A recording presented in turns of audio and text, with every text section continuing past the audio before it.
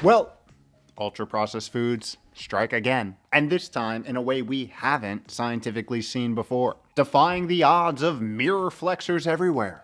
That's just another name for people who work out, because they're gonna want to hear this one.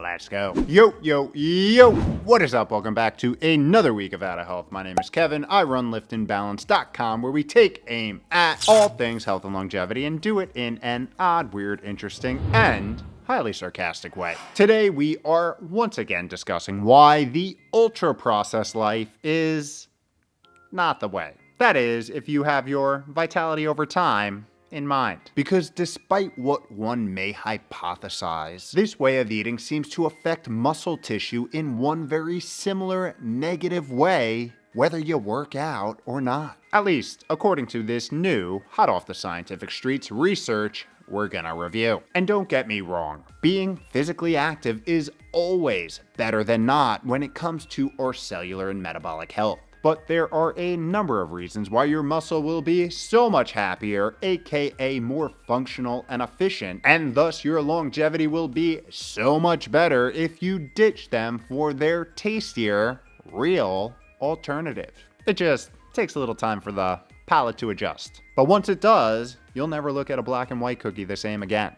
Okay, that may never go away, but regular cookies, they got no shot. And we're gonna talk about a new reason today. So let me start by telling you first what this study found, explain why it is so significant, and we'll close by talking about one of the eating strategies that helped me ditch the junk food years ago. One that I still use today to keep things interesting. With that, let's dive in. Researchers out of UCSF set out to assess the association of ultra-processed food intake and their relationship to intramuscular fat in the thigh. And we'll talk about those implications that come with intramuscular fat, aka intramuscular adipose tissue, or IMAT, in just a little bit. To do this, they examined over 600 older individuals, with the average age being 60 and an average body mass index, or BMI, of 27, which is considered slightly overweight. And after analyzing the participants' diets, researchers revealed that about 40% of their food intake consisted of ultra-processed items, which is in line with global statistics, but actually well below the 60% on average for Americans. Side note, people tend to knowingly or unknowingly lie when they're asked these kind of things, so this number could actually be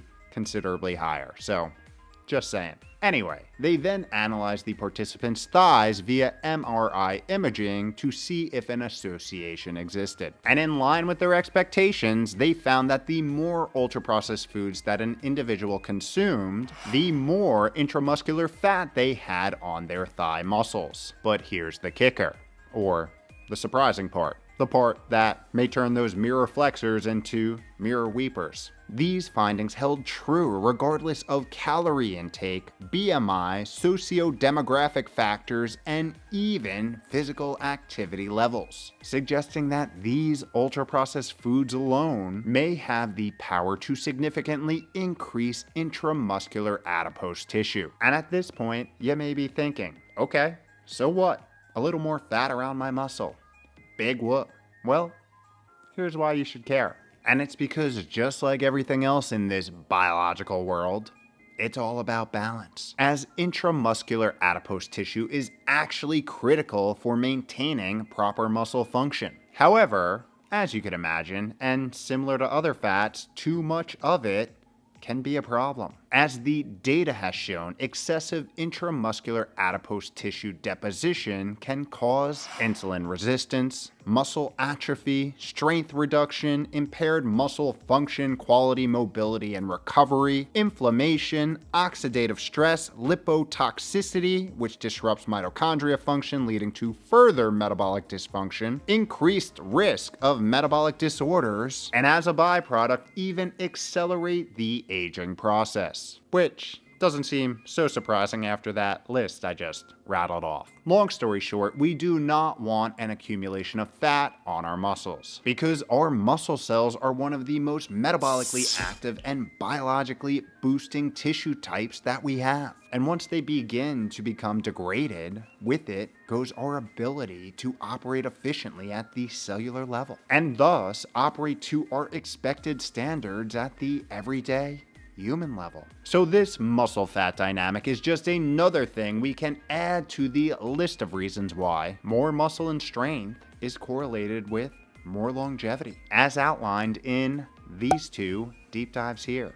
And here's the other important thing when it comes to this muscle longevity dynamic. Time is not on your side. In fact, it works against you. Because as your chronological years on this beautiful floating rock accumulate, building and maintaining your muscle quality along with your overall structural self, including bones, cartilage, and joints, becomes an uphill battle. One you are almost certain to lose if you do not take matters into your own hand and do our favorite thing on this channel, the thing this channel is all about, own your health. The good news is, we talk all about how to preserve, build, and enhance muscle quality, strength, bones, and joints across the aforementioned videos and a bunch of other ones which will be linked in the show notes below. What I want to do now is circle back to our ultra-processed problem, which has way more implications than simply impacting muscle quality. So, kicking the habit as soon as possible will only enhance your present-day health and longevity ambitions. To help with that,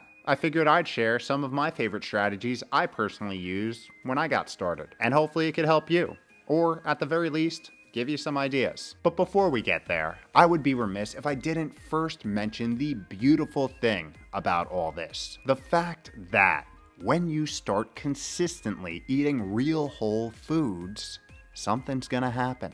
And it's gonna be the very best motivation you could ever wish for when it comes to keeping up with this habit over the long term. And that is, finally, beginning to experience how you are capable of feeling. Feeling what operating more efficiently at the cellular and metabolic level feels like. Feeling what it's like to have a rebalanced, beneficial metabolite producing anti-inflammatory microbiome. Feeling what it's like to not be in a constant state of brain fog, aches, pains, and inflammation. Now, notice how I said more efficiently before, because food is not the only factor in this cellular vitality game. As we've discussed across many of our other deep dives, daily badonkadonking, high quality sleep, less stress, a non-toxic environment, and more nature are also major players in this feeling how you're capable of feeling endeavor. But what you eat is still huge. Some may even say, it's huge. So huge. Huger than everything else. No, that ends the impression part of the show. Because it provides so many of the building blocks for cellular and metabolic operations. Proteins, fatty acids, carbohydrates, vitamins, and minerals. And when those building blocks are chronically tilted towards being energy-dense, nutrient-scarce, and unnourishing, your cellular and metabolic self responds by becoming insulin-resistant, storing more fat, leaking free radicals, and upregulating inflammation. This right here is exactly what the modern Western ultra-processed diet does. So if you find yourself with the crowd in this regard, consuming more ultra-processed and less real foods in their natural forms, here's a strategy that helped me start making some positive changes in a sustainable way. I call it my healthy swap strategy, and it's relatively simple. First, make a list of your top 5 ultra-processed snacks and foods that you find yourself indulging on a little too much. These would be any foods loaded with added sugars, oils, sweeteners, dyes, flavorings, etc., etc. Basically concoctions that your great-grandparents would say, huh? What the hell is that? Damn it, I said impressions were alright. This was the last impression, I promise. For example, let's use a Butterfinger bar. And once you've identified this source of ultra-processed evil, begin your search for a healthy alternative that can check many of the tasty boxes, but do it via real ingredients. And if you're wondering, how the hell do I do that? Well, it's never been easier. to find the information at least. I would start by leveraging one of the free and available AI chat tools such as ChatGPT, Gemini, or Grok, and ask it for some healthy suggestions to replace the ultra-processed food that you chose. Trust me, there will be a lot. In my case, with the Butterfingers, I didn't have those tools way back when, so I did it the old-fashioned way. Experimentation. And the internet, but two of the alternatives that I ended up going with was an organic chocolate protein peanut butter powder, blueberry infused mini cake, or if it was summer or hot out, a smoothie bowl, with pretty much the same ingredients but frozen. And both of these were made using real, minimally processed organic ingredients. An egg, half an avocado, blueberries, 2 scoops of chocolate whey protein, a scoop of peanut butter powder, and either baking for 10 minutes or blending the ingredients frozen. Minus the egg for the smoothie though. No egg in the smoothie. Here I turned an ultra-processed, sugar, fat, and additive-riddled candy bar into a high-protein, tasty treat that supports my metabolic well-being. So try making your list and performing this exercise with your top ultra-processed snacks. Mapping out a plan to replace them with healthy alternatives, taking it one at a time and day by day. Because to really feel how you're capable of feeling, you want to consume the most vitamin and mineral rich, phytonutrient abundant, protein and fiber filled, antioxidant loaded, bioavailable foods there are. And those, my friends, are the ones nature created. Oh, and take a strategic overnight feeding break ranging 14 plus hours each night, because that's where the essential rest, recovery, and repair happens, as discussed in videos like this one. And if you eventually mix all this with a relatively active lifestyle, where you pick up heavy things a few times a week, along with getting 7+ hours of circadian aligned sleep at night, you're gonna be in a pretty damn good place. Not only for feeling how you're capable of feeling, but sustaining this level of cellular and metabolic efficiency for the long run. Staying strong, able, and capable for many years to come, and thus positioning yourself to avoid the common diseases and conditions that tend to sneak up in midlife and make life more and more intolerable. A fate that society has been programmed to consider normal, but happens to be anything but that. If you want more on owning your health to own your outcome, we have hundreds of videos on this channel that talk about just that. Videos that will, I hate to say it, make you a mirror flexor in no time. Could be worse.